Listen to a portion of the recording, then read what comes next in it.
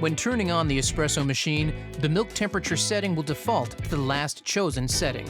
To change the settings, press the milk temp until the desired temperature is illuminated. To set the milk temperature, you have 3 settings to select from: 1. Low, 2.